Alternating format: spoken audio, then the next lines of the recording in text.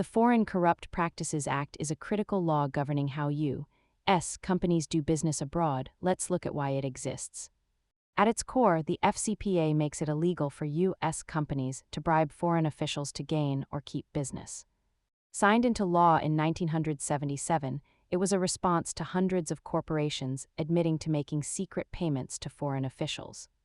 The law has two parts, the anti-bribery section and the accounting section, which forces transparency in corporate spending.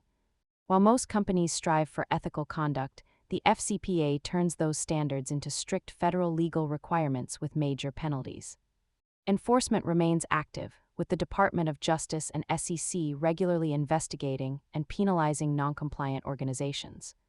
The ultimate goal is a level playing field where competition is decided by quality and price, not by under-the-table payments. Understanding these regulations is key for any investor looking at global stocks. Subscribe for more finance basics.